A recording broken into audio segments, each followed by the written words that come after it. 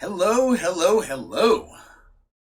Ladies and gentlemen, Blitzball Champ is here once again for a brand new video here on the U to the Tube. Select your turtle. So, just finished watching NXT TakeOver Vengeance Day. Wow. Wow. What a takeover. What a takeover.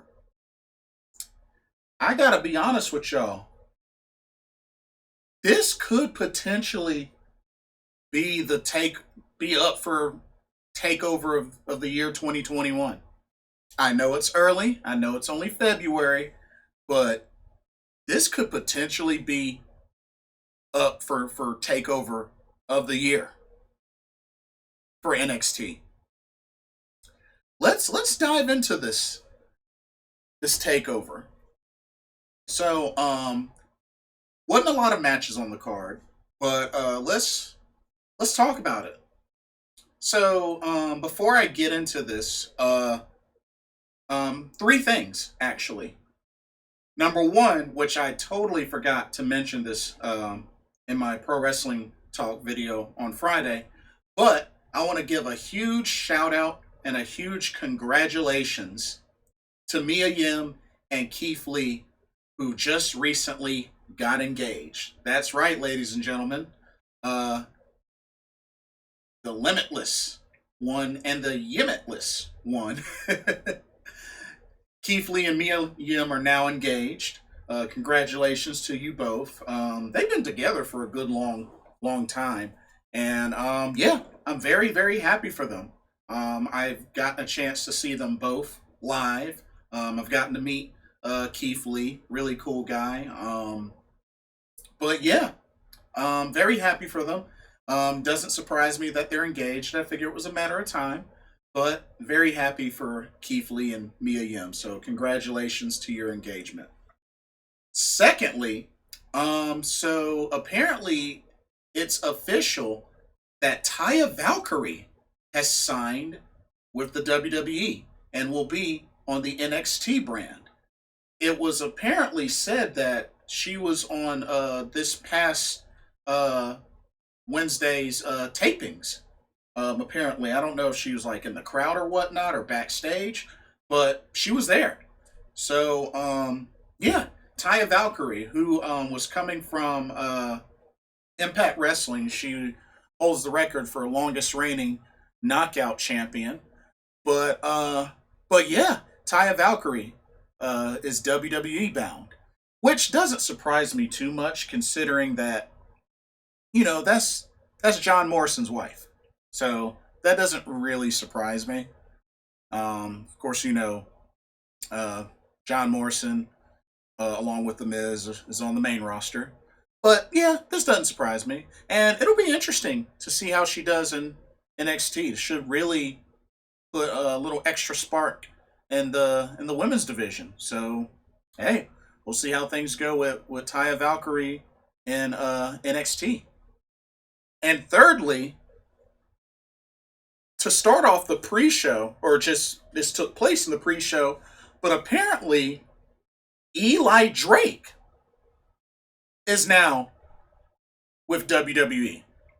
Of course, his name is L.A. Knight. Not a fan of the name, but I guess it's the easiest thing they could come up with for him to do the whole L.A. Knight. Kind of like how he did the Eli Drake. So it makes sense. But yeah, made an appearance in the pre-show, and yeah, it's gonna be part of the NXT brand.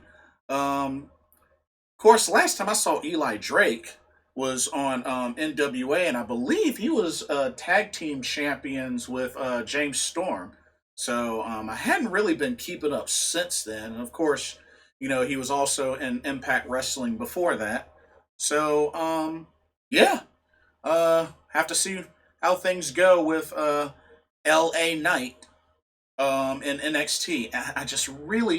I really hope he doesn't get the same treatment that EC3 got. Just something in the back of my mind is saying that that could possibly happen. So I really hope that doesn't happen.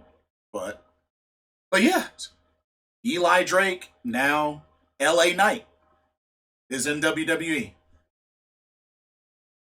It also kind of makes me wonder, when are we going to see Sari the Sun God? Because remember, she's also signed to WWE, but just hadn't been able to make her way here due to the pandemic, and she's still technically is part of WWE and can still do what she's doing now in Japan. Just once she gets clearance to come over, I'm sure she'll finally be able to make her WWE debut, which I'm pretty sure is like the same sort of similar situation that Riho was in. But now Riho, with AEW, she's in the Women's Eliminator Tournament on the USA side, so it looks like, she's made her way back to the US and is going to be in this. So I figure it's probably the same sort of scenario. But anyway, let's get to TakeOver Vengeance Day. First off, started with the finals for the Women's Dusty Tag Team Classic, where we had finalists Ember Moon and Shotzi Blackheart taking on Dakota Kai and Raquel Gonzalez. Now, I have to say, for this being the opening match, this was a solid opening match, to the point where it was back and forth. It was really, really hard to say who was going to win this match. And just all four ladies tore it up. They were showcased very well. And, even Raquel got roughed up in this match by Ember and Shotzi. But, when it came down to it, she was able to hit her one-armed, I guess it's kind of like a one-armed power bomb, sort of. I don't know what the name of her finisher is. I don't even know if they even have a name for it yet.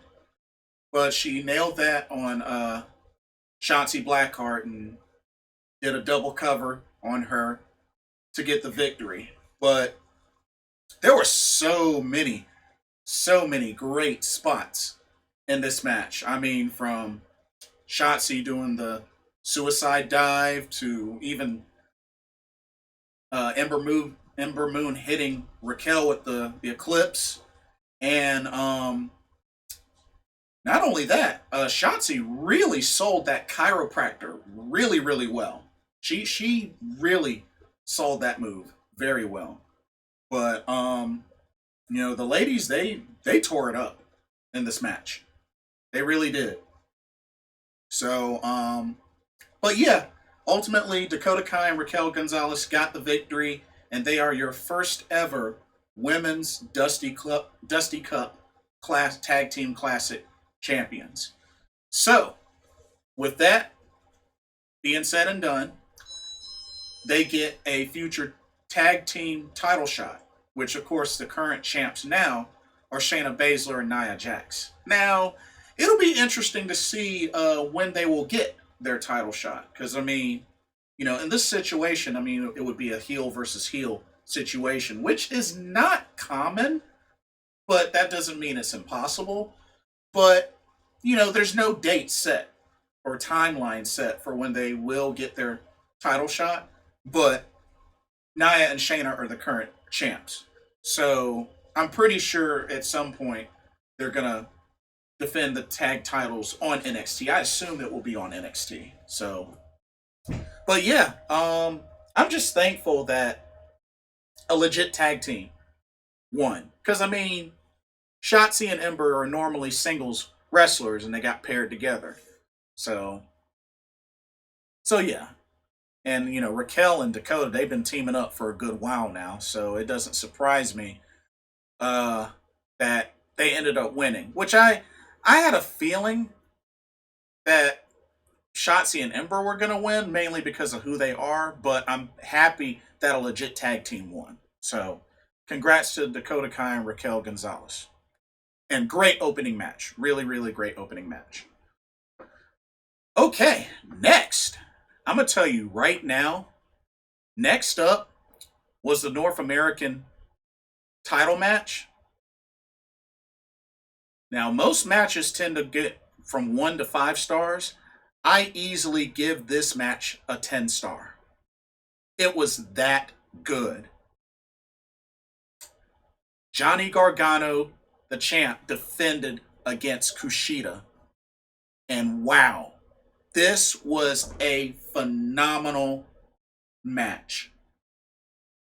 These two tore the house down, and this match really, on paper, could have been the main event, and it would have been just fine. But Kushida and Gargano, wow. Wow, really giving these two guys plenty of time to work. I mean, they tore each other up, targeted limbs, and it was just crazy. I mean, Kushida had Gargano locked up in submissions, and there were many, many close calls, which clearly it seemed like Gargano was going to tap, but did not tap. And just wow. But sure enough, it took two final beats, one final beat to put away Kushida, and Gargano beats Kushida cleanly. No interference from the way. Beats Kushida clean.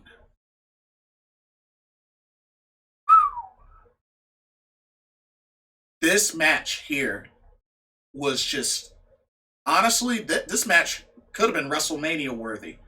I don't really know the history. I don't even know if these two have faced. I don't think these two have faced each other outside of WWE. If they have, somebody remind me.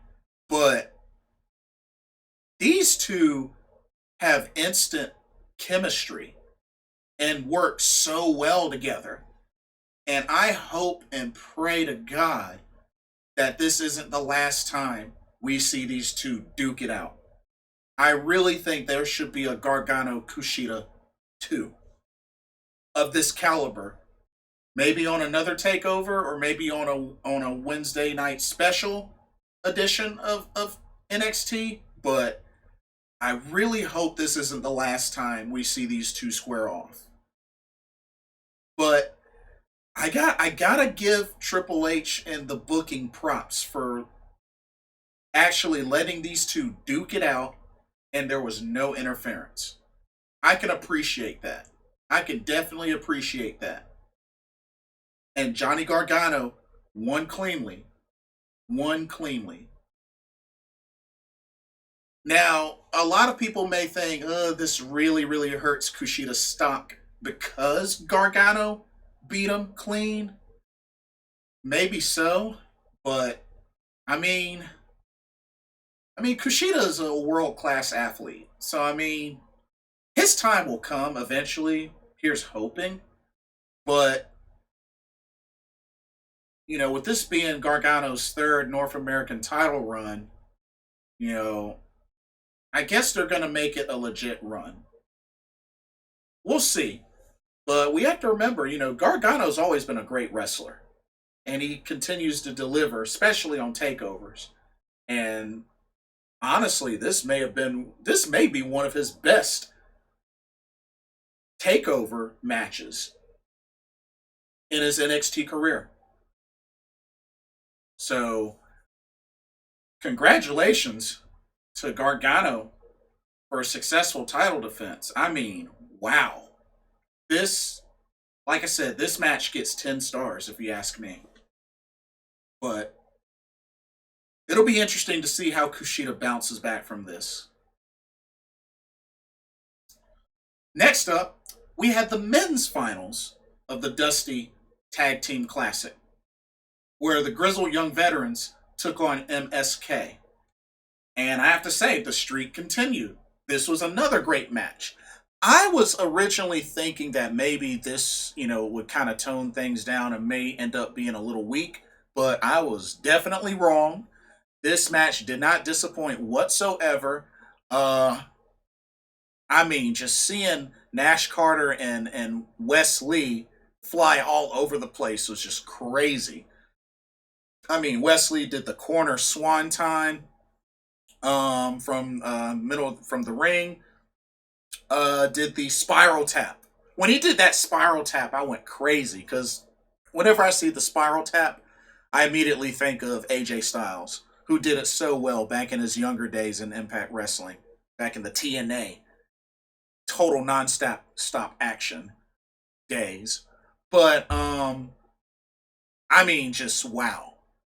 This match was excellent, and when it was all said and done, MSK gets the victory and wins this year's Dusty Tag Team Classic for the men, making their debut in NXT from this tournament, and they end up winning this tournament.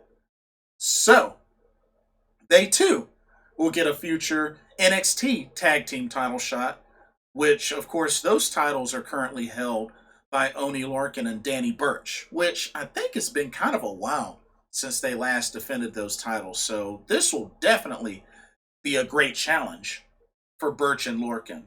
So, you know, it'll be interesting to see when this happens. I think it'll happen soon. I mean, MSK has already had a series of matches with this tournament and ended up winning it, so I'm pretty sure their title shot is on its way. Probably won't be long before they get their tag title shot. But on another note, dang, that's two back-to-back years in a row grizzled young veterans have been in the finals and have lost. So, ugh. But I'm sure, we're still going to see more of them in this, tag team division and probably eventually in the tag title picture. So we'll have to see what happens, but that was a great, great match. So both Dusty Tag Team Classic finals matches were great, both the men and the women. I have no complaints at all. So I was very happy that Wesley didn't hurt himself on that outside of the ring suicide doomsday device. I'm glad he flipped all the way because if he didn't flip, he would have landed on his head and probably broken his neck.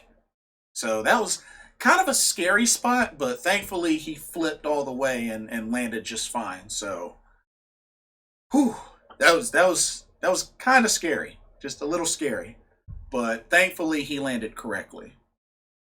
But but yeah, great match. And then we had the triple threat match for the NXT Women's Championship, where Toni Storm and Mercedes Martinez and the champion Io Shirai. Now, I'll be honest with you. This was definitely the weakest match of the card. Watching this whole thing, this was definitely the weakest match. Not saying that it was terrible, but because it was short. I think that's the only really bad thing about this match was that it was short compared to the others. Like, I mean, it kind of felt like a lot more showcase of Mercedes Martinez and Toni Storm, and Io Shirai just kind of picked her spots. Which, I mean, I'm not saying that's bad, but when you have that plus the length of the match just wasn't that long compared to the others, I felt like it just kind of hurt. But I mean, there were some good spots. Seeing Io fly over the place, fly from off that steel pillar. That was cool. Seeing her miss a Sai moonsault, which that was crazy. But thankfully, she's done that so many times. But but yeah, overall, I mean, it was still a pretty good match, but just was not as long as the others. And I did think it was kind of interesting that Toni Storm kicked out of the Fisherman Buster, Mercedes Martinez kicked out of Storm Zero. So I just I didn't expect that. I really didn't expect that. And then when it was all said and done, Io Shirai hit the the moonsault on both ladies, Mercedes Martinez took the pin. Um, I gotta be honest, I was kind of iffy on whether Io was gonna retain or not. But looking at it now that she retained, I mean, it just goes to show that Triple H really has a lot in stake on Io Shirai. You know, being the superstar that she is, the world class athlete that she is. I mean, in a way, you can kind of say she's sort of getting the Asuka slash Shayna Baszler treatment. I mean, you know, it's only a matter of months before Io Shirai will be NXT Women's Champion for a whole year. I mean, we have to remember, In Your House, she won that title at In Your House. That was back in May, if I remember correctly, May. So, a couple of months, she'll be champ for a year, and from the way it looks, that just might happen. That just might happen. But I feel like in this match, you know, Tony Storm is still kept strong in this. She didn't eat the pin. But if anything, I'm just thankful to see Mercedes Martinez, you know, in this match and being able to be herself and do what she does. Because she really was not going to go anywhere with Retribution. So I'm definitely happy about that. Really am. But hopefully we'll continue to see more of these ladies in action, and who knows, maybe Taya Valkyrie will insert herself into the picture. And then we also have to remember, I think Raquel Gonzalez is eventually due for a shot at EO. So let's keep that in mind as well. She pinned her in War Games. Let's not forget. So keep that in mind. And then last but not least, the main event of the evening, the NXT Championship. Pete Dunne against the Prince, Finn Balor. And whew, this was a great match, but oh my goodness, it was cringy as well with all the finger bending and the limb bending and breaking. Oh my goodness, whenever Pete Dunne or just Zack Sabre Jr. or anybody like that just really does, or Shayna Baszler, that just really does all the joint manipulation stuff, just, ugh, it just, ugh. Fingers and hands aren't supposed to bend that way. I'm just saying. They're not supposed to bend that way. But there was a lot of that in this match. Um, Pete Dunne focused on the hand and fingers. Ben Balor focused on the knee of Pete Dunne. And it was just back and forth. There's a lot of technical wrestling in this match, which was pretty cool. You know, Finn can do that. Finn can definitely do that. But you know, I was happy. This was another one. I was happy there was no interference. And when it came down to it, I was really shocked that Finn kicked out of the bitter end and just they threw everything at each other. But when it was all said and done, it took Finn taking the mouthpiece out of Pete Dunne, hitting him with a drop kick, hitting the coup de grace, and then hitting a 1916 to secure the victory. He even went as far as to try that submission that he was able to use on Kyle O'Reilly to make him tap out. So, so yeah. But I knew this was going to be a hard hitting match, and it definitely was. It was excellent. It was excellent, and once again, that's another takeover victory for Finn Balor. Right now, he still owns the record for most takeover victories. So this is add another one to his record. So after the match, I mean, he couldn't even do his signature point because his fingers was like, my fingers. As he was leaving, O'Neal Ark and Danny Burch come out and attack him. All three gang up on him and beat him down. Then the Undisputed Era arrive.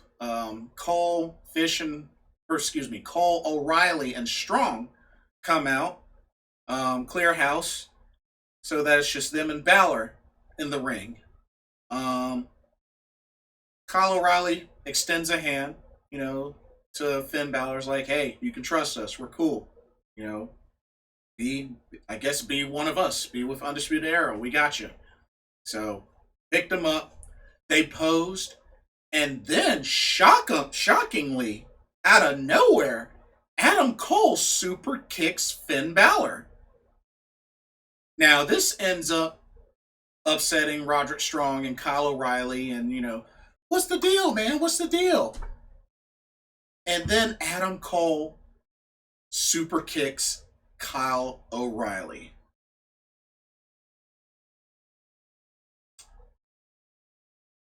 It was only a matter of time. And Roger Strong looked like he didn't know what the heck just happened. Um, but yeah, this is ROH PWG rivalry all over again. And I love it. I love it.